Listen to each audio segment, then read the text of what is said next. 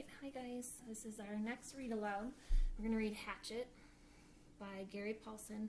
And it was a Newbery Honor, so that means it was a really good book that it won awards.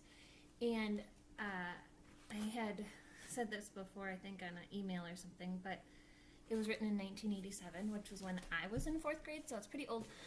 But I think it's really good. So we're going to start...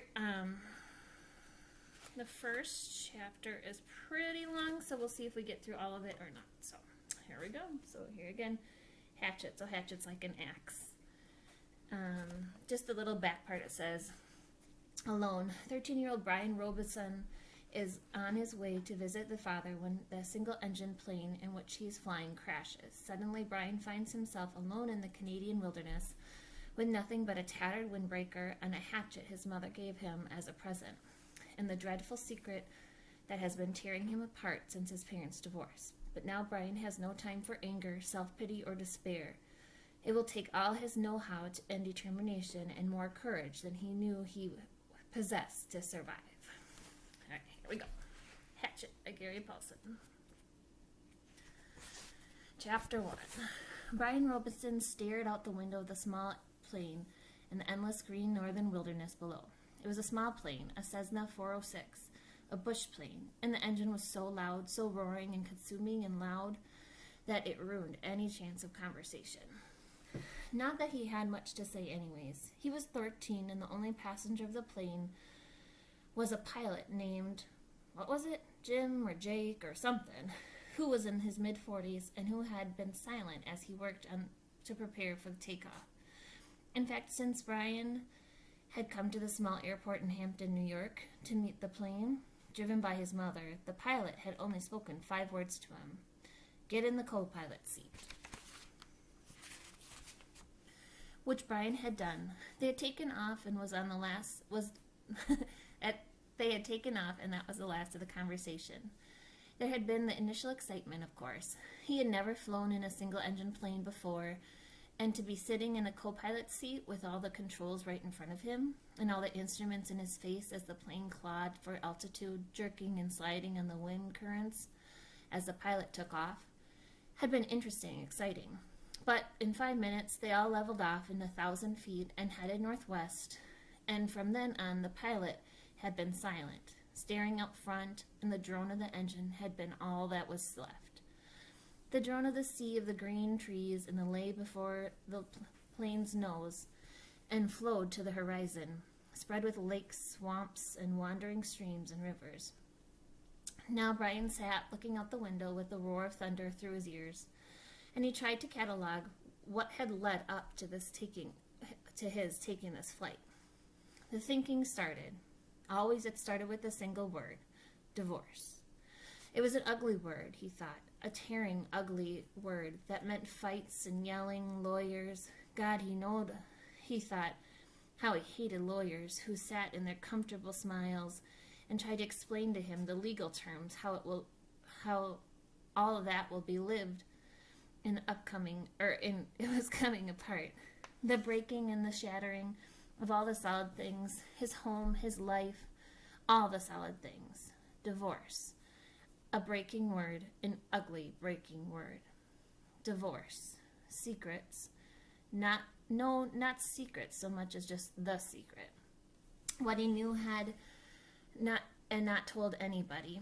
What he knew about his mother that had caused the divorce. What he knew, the secret. Divorce, the secret. Brian felt his eyes beginning to burn, and he knew that there would be tears. He had cried for a time, but that was gone now. He didn't cry anymore. Instead, his eyes burned and tears came, the seeping tears that burned. But he didn't cry. He wiped his eyes with his fingers and looked at the pilot out of the corner of his eye to make sure he hadn't noticed the burning tears. The pilot sat large, his hands tightly on the wheel, for the feet on the rudder pedals. He seemed more a machine than a man, an extension of the plane. On the dashboard in front of him, Brian saw the dials, switches, meters, knobs, levers, cranks, lights, handles that were wiggling and flickering, all indicating nothing that he understood, and the pilot seemed the same way. Part of the plane, not human. When he saw Brian look at him, the pilot seemed to open up a bit and smiled. Ever fly in the co-pilot seat before? He leaned over and lifted the headset off his right ear and put it on his temple, yelling to overcome the sound of the engine. Brian shook his head. He had never been in any kind of plane. Never seen the cockpit of a plane except for films or television. It was loud and confusing. First time. It's not as complicated as it looks. Good plane like this almost flies itself. The pilot shrugged. Makes my job easy. He took Brian's left arm. Here, put your hands on the controls, your feet on the rudder pedals, and I'll show you what I mean. Brian shook his head. I better not. Sure, try it.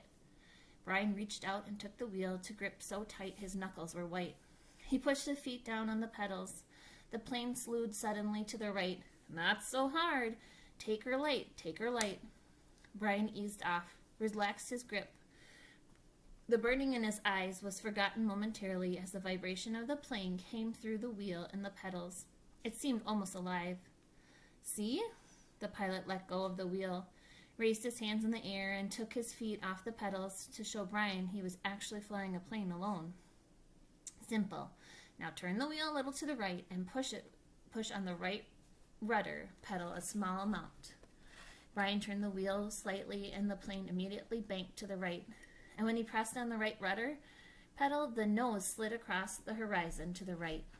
He left off the pressure and straightened the wheel, and the plane righted itself. Now you can turn. Bring your back to the left a little. Brian turned the wheel to the left, pushed the left pedal, and then the plane came back around. It's easy, he smiled. At least this part. The pilot nodded. All of the flying is easy. Just take some learning, like anything else, like everything else. He took the controls back and reached up the rudder and rubbed his left shoulder. Aches and pains, must be getting old. Brian let go of the controls and moved his feet away from the pedals as the co-pilot put his hands on the wheel. Thank you.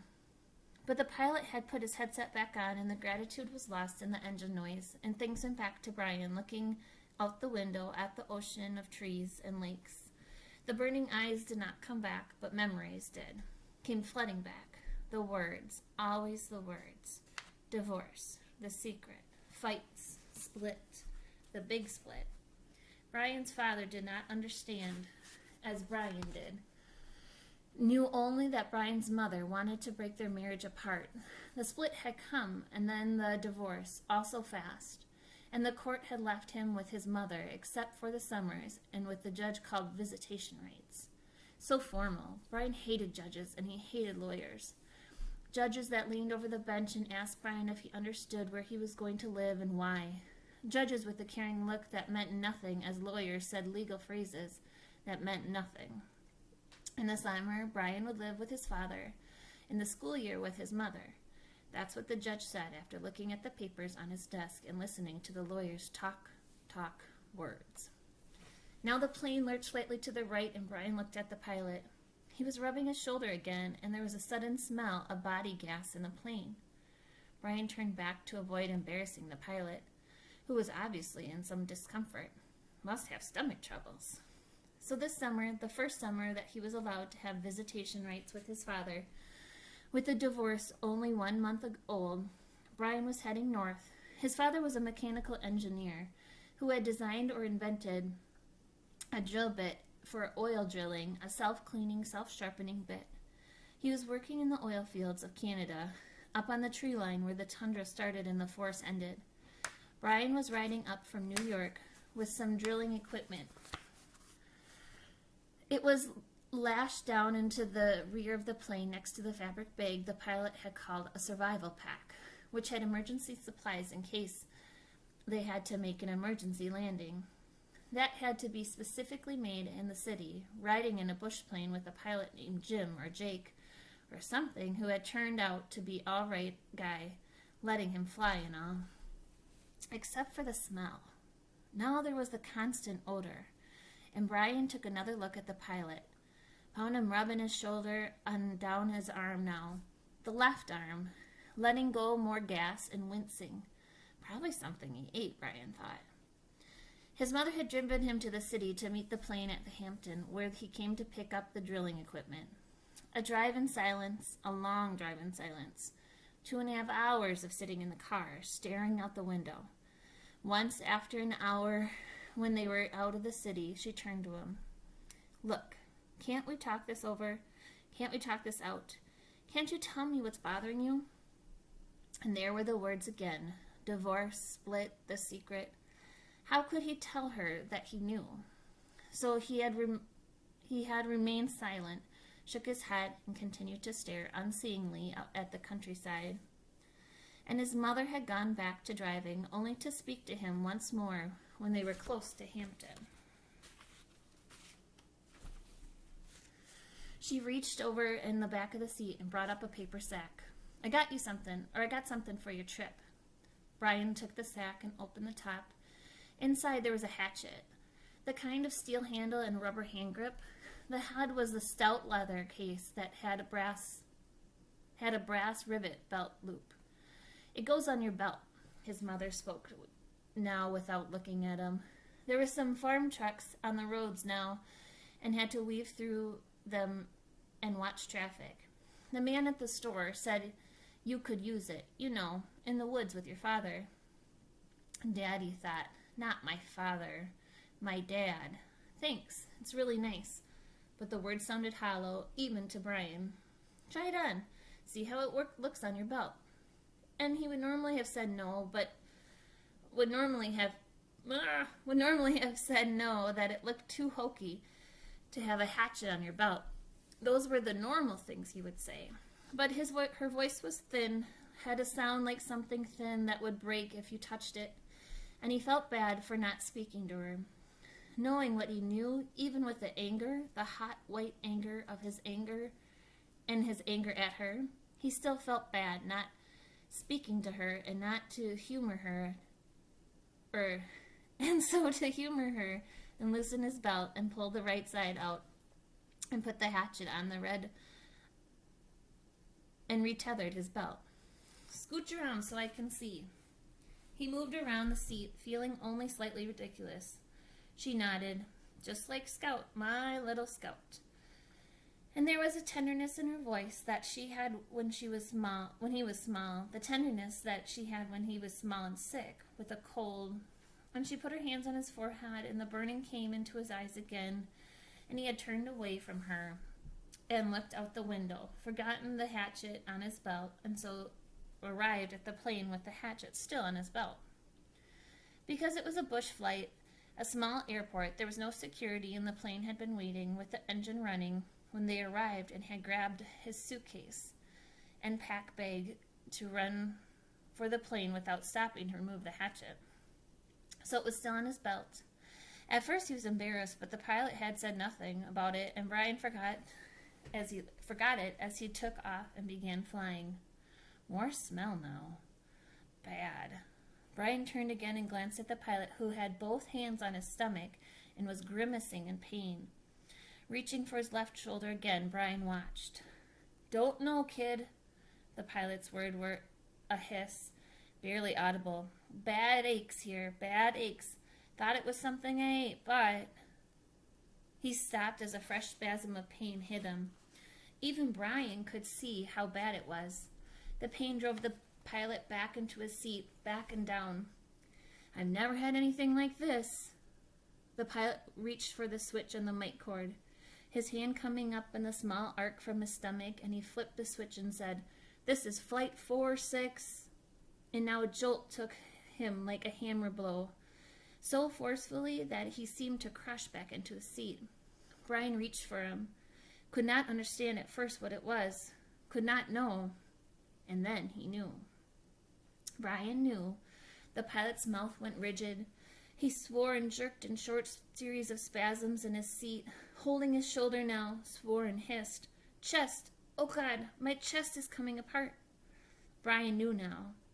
The pilot was having a heart attack. Brian had been in the shopping mall with his mother when a man in front of the Paisley store had suffered a heart attack. He had gone down and screamed about his chest, an old man, much older than the pilot. Brian knew. The pilot was having a heart attack, and even as the knowledge came to Brian, he saw the pilot slam into the seat one more time. One more awful time. He slammed back into the seat, and his right leg jerked, pulling the plane to the side in a sudden twist, and his head fell forward, and spit came. Spit came from the corners of his mouth, and his legs contracted up into the seat, and his eyes rolled back into his head until there was only white. Only white for his eyes, and the smell became worse, filled the cockpit, and all of it so fast, so incredibly fast, that Brian's mind could not take it at first, could only see it in stages. The pilot had been talking, just a moment ago, complaining of pain. He had been talking. Then the jolts had come. The jolts that took the pilot back had come, and now Brian sat, and there was a strange feeling of silence and the thrumming roar of the engine. A strange feeling of silence, of being alone. Brian was stopped. He was stopped. Inside he was stopped. He could not think past what he saw, what he felt. All was stopped. The very core of him, the very center of Brian Robinson's, was stopped and stricken with white flash of horror, a terror so intense that his breathing, his thinking, and nearly his heart had stopped. Stopped. Seconds passed, seconds that became all of his life, and he began to know what he was seeing, began to understand what he saw, and that was worse, so much worse than he wanted to make his mind freeze again. He was sitting in a bush plane, roaring 7,000 feet above the northern wilderness, with a pilot who had suffered a massive heart attack and was either dead or in something close to a coma. He was alone. In the roaring plane, with no pilot, he was alone. Alone. All right, that's his first chapter. I'll read the chapter 2 tomorrow. I hope you guys are doing well. I really miss you. I cleaned out your desks. You should be getting your stuff with the supply, like when they drop off your materials. There's a free book in your bag. It's from, I don't know, the school. So I tried to choose one that I thought you might like. So if you see an extra book, that's what it was, I think. And just let me know if you guys need anything. I miss you, and I hope you're doing well.